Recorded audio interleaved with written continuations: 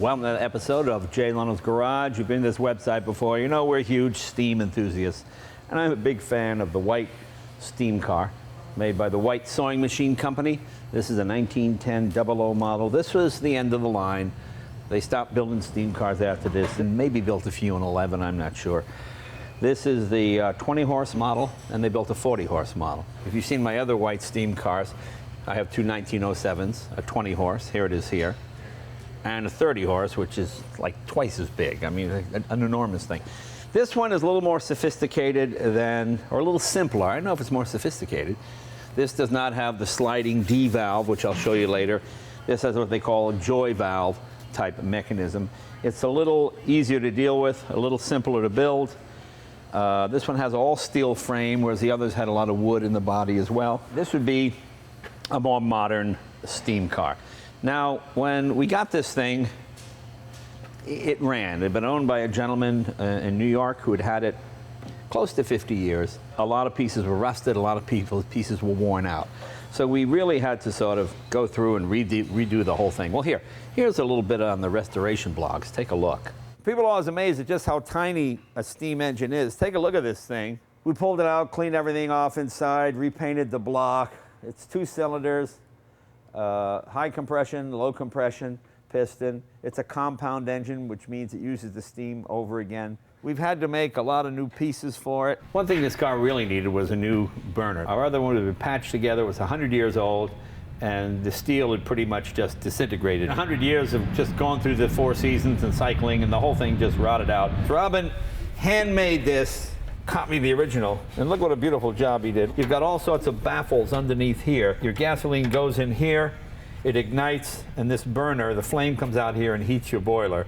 And this thing, it was broken here, it was patched here, it was all screwed up, it was coming apart, we were losing heat out every corner. This is real craftsmanship. This is our condenser, and what the condenser does in a steam car is the water turns into steam, goes through the engine, goes back into what looks like a radiator, but it's actually a condenser. As it comes through here, there's a fan that cools it, turns the steam back into water, and you use it over and over again. Well, what happened is, after years and years, these pieces get rotted out. This is aluminum. We made a new piece here. The guys did a beautiful job on that. As you can see right up here, this is all new. So now it won't leak like it did before and corrode. Because with a white steam car, everything has to be almost hospital clinically clean. Under the floor here, everything was just rusted out and fallen apart. This controls your temperature, and as you can see, it's been welded and a bracket holding it on, and just, 100 years of repairs. So we had to remake this, and we did it on our rapid prototyping machine, and then we made it on our CNC. This was a control for the pressure and the fuel, and as you can see, it's been patched and welded. You see it was broken off here. Bernard made a new one in plastic to see how it fit, and we made a brand new piece out of stainless steel. So this is good for another 100 years or so. The original water tank rotted away. We decided to remake a new tank and do the whole thing in copper. This is a water skimmer here. This goes on the side like this. As it fills with water, the oil stays on top of the water, goes in here, and it catches in there. And as you see, Bernard has done a wonderful job making all the pieces for this here. These are all the various lines that we will redo in stainless for this white steam car. We made a new gas tank because besides being sort of dirty, the old one, can you see? Look at that. You can literally, after a while, stick your finger through it. This tank is pressurized. So you got 70 pounds of pressure and a little bit of leak. I think that equals bomb, if I'm not mistaken, especially when you have gasoline. So what we did is we cut the old fittings off. George and the guys mounted them to the new tank. We cleaned it up, and we have a brand new gas tank in here. This is our feed water heater. Remember, we made a brand new one of these for our 30 horsepower white using our 3D printer, but this one was okay. It doesn't seem to be leaking. Took the engine apart, cleaned it up. George went through it, repacked it with insulation. Well, we had to make a new valve guide. Oh, that's right, new valve guide. It's a little noisy. For the simpling valve there. Right. We reconnected this linkage for the cylinder drains. Yeah, for what that starting. does is you turn that if there's water or condensation in the cylinder before you start it, so you don't hydraulic. Obviously, water is not compressible, so it would, if you try to compress it, something would break. So what that does is that, much like a exhaust lifter on a car, that lets the water flow out. This is a brilliant piece of engineering by Roland White called the flow motor. When the flow motor is working properly, oh my God, it transforms the car. You get double or almost triple the power. Instead of running at 400 degrees temperature, you run at 800 degrees or 750, 800 degrees superheated steam, and the car takes on a new life. Your water is extended by, I would say, 50%. And the way the flow motor works is you have this piston, and what this does through steam pressure and temperature regulates the amount of gasoline that goes to the burner and the amount of water that goes into the boiler. A lot of people call them flash boilers. It's not. It's a single tube boiler. And what happens is, as the water comes in, instead of heating up water slowly, it essentially turns into steam the minute it goes through the 600 feet of coil. Now a Stanley is like a giant tea kettle. You're heating up 15 gallons of water at one time, and it takes maybe half an hour. With a White, you're only heating up, I'd say 2-3 quarts, not too much, but it might be as much as a gallon. See, what this does here is, this moves up and down depending on your pressure. Can you see that ridge? That's all the amount of water that goes into the boiler. As this piston moves in and out, a small amount of water goes in there and just flashes into superheated steam at 800 degrees. And if this is wrong, as it has been on all my Whites, they run not very well. On this 00 here, we finally got it perfect. And you can go 100 miles on a tank of water, which is, if the flow motor is not working properly, probably go, what, maybe 15, 20 miles, something, because you're just using too much water. So the real trick is to kind of lap this in so it just barely moves on its own, and the steam pressure allows it to open and close the valves that allow gasoline and water to flow into the boiler. Now, we're having problems with the big 30 horse White. George has got it all apart. We had a bit of a knock. The piston was just loose on the rod. 800 degrees of steam temperature and 600 pounds of pressure. Boy, that's going to reverberate. It makes a lot of noise. Makes a lot of noise. It seems funny that the high compression would be the smaller piston. You'd think the high compression would be the bigger piston, but it's not. So that's basically the way that works, and we'll get that running just like this one. But let's go back over here again to the car. Come on. Now, first thing you want to do before firing one of these up is make sure you have water in your steam generator, or your boiler, as you'd call it. In the old days, you're just going to hand pump it 50 or 60 times. What we do is we like to drain everything every night. So we start from scratch each time. So I'm going to push this thing over to the door. First, we'll put some air in it to pressurize our fuel tanks. Your fuel is forced in by air pressure, as is your pilot fuel. Let's push it over here. Pretty light car. It's nice to have a light car because you're pushing these things all the time. Okay, there's your White engine. 2 cylinders, little tiny thing, not particularly impressive, but it makes a lot of power, as you'll see in just a minute. First thing we're going to do is pressurize our air tank. We want to bring that up to about 40. Say 40. That's good. Now, normally what you do on this is your pilot here. You'd open this valve, gasoline would fill up this cup, you'd light it with a match, and the heat here would heat the pilot, so when the fuel comes in a liquid form, it becomes a gaseous form by the time it hits the pilot. Now, you could do that and light it with a match and wait 5 or 10 minutes, but it's easier just to kind of hit it with the blowtorch here. The liquid gasoline will go through that pilot. As soon as it hits the heat, it'll vaporize and turn into gas. That's probably all we need. You got it, George? Open? Yep, you're open. Okay, now I need to find the pilot hole here.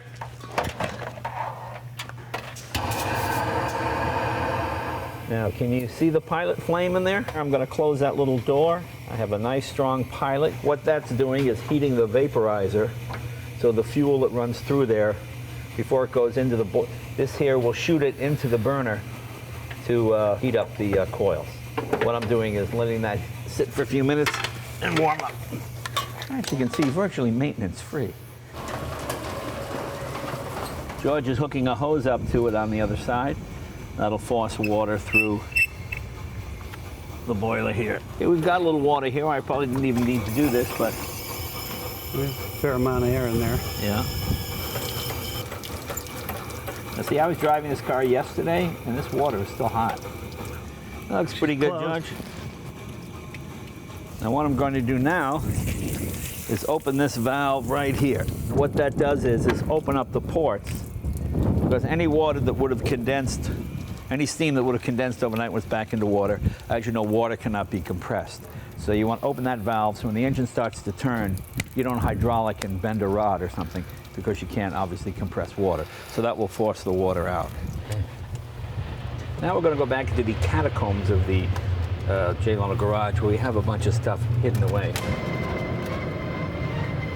It's a long walk. Are we there yet? What I'm going to show you now is a very, very ambitious steam project. This is another 1910 white steam car project. These are all the various parts. We have everything we need here. Looks like there's a hole in the water tank. We'll have to fix that. And there's some more parts in here. Come on, take a look. The real trick is trying to buy as many parts as you can find. And this one will go together slowly. We have the chassis next door as well. Well, I think our pilot should be plenty toasty now. That car should be ready to start. Come on. Should be about ready to fire up. This is our firing up valve right here. Now, steam cars took a little longer to start over gas cars of the era, assuming that your gas car started on the first try. You know, on a cold winter's day or whatever, you'd be cranking it and you could break your arm and the thing would backfire. You had to set the choke, you had to set the mag, you had to set the advance and the spark. With a steam car, you just sort of build a little fire and wait. Okay, I've got 200 pounds. You got that open, George? Get some steam out of there. You should be good to go. Okay, let's see what happens. Water, water.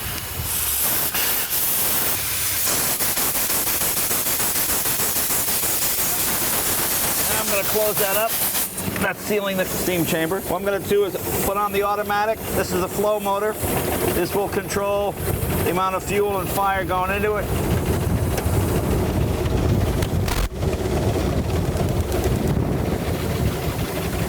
You see how quiet they are.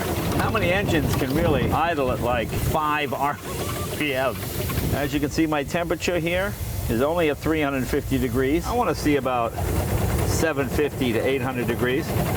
This is the fire. That's the flow motor controlling the fire. As soon as this pressure gauge hits 600 degrees, the flow motor will shut off the fire so I don't overpressurize the boiler. It'll hit 600. See the fire going down? The fire is now shut off. If I really want to drop the steam pressure, I'll open this.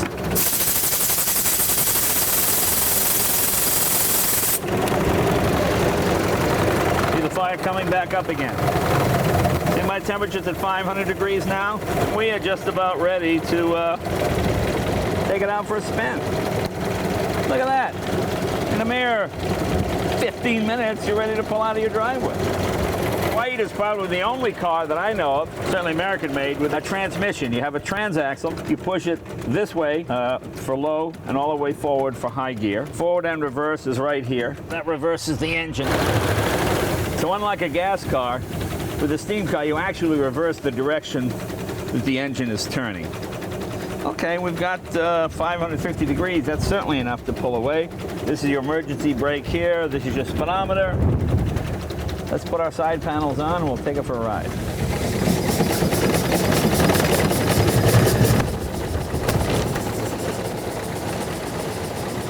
Now, you know, the white steam guys and the Stanley guys, they kind of throw rocks at each other once in a while. And each car has an advantage.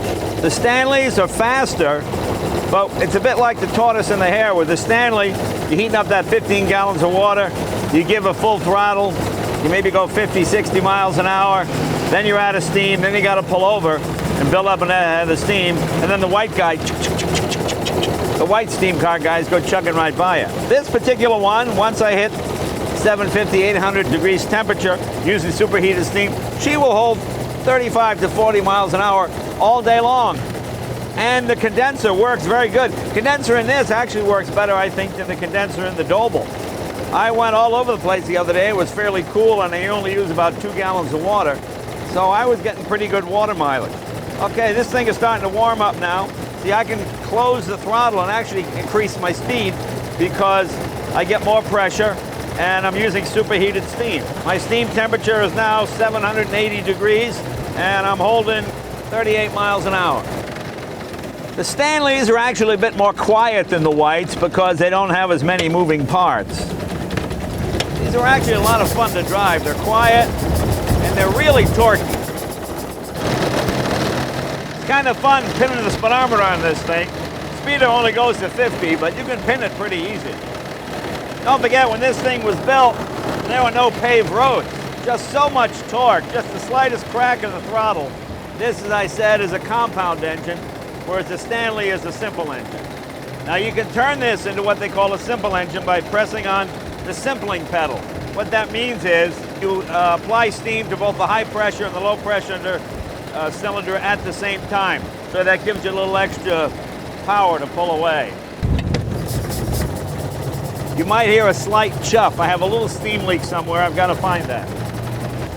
Now, although the English were really the first to utilize steam, the American steam cars are really much better. The White, the Stanley, the Doble, I think they were far superior to anything that was being built in England. So you might say that England was the birthplace of steam, but America was the nursery. And of course, the great thing is they can't overheat. See, whereas your Stanley might have run out of water by now, this will hold steam pressure constant. As I've mentioned in other videos, these were the first White House cars.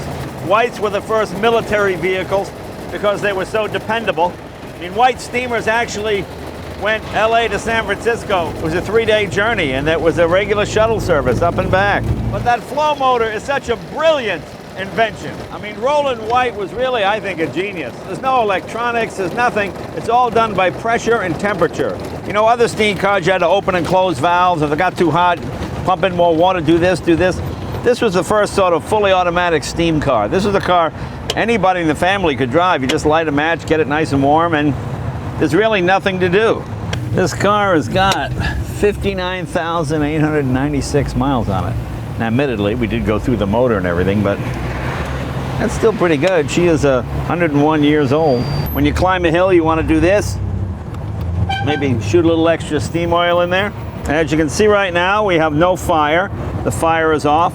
We have 50 pounds of fuel pressure. I have 700 pounds of steam, and I've got 750 degrees temperature. There's the cause, there's your throttle right here. The reason you don't have a pedal is with a steam car, you got, 800 pounds of pressure, so you don't want to have something that could stick to the floor. This works like a worm and screw type deal, the open and close. The real trick to operating these is temperature. Whites depend more on temperature than almost any other kind of steam car. You want to keep that up to 750, 800 degrees. See, with superheated steam, you don't need a lot of pressure. Even with 300 pounds, 400 pounds of pressure, we're still holding 45 miles an hour. Unless you break your arm, this windshield wiper will work all the time, every time. Now, Jim, the gentleman I got this from in New York, he's passed on, sadly, but I still want to thank him for keeping this car for 50 years. It's a great piece of American history. So, Jim, thank you very much. And his buddy Lauren, who helped me get the car, I want to thank him as well.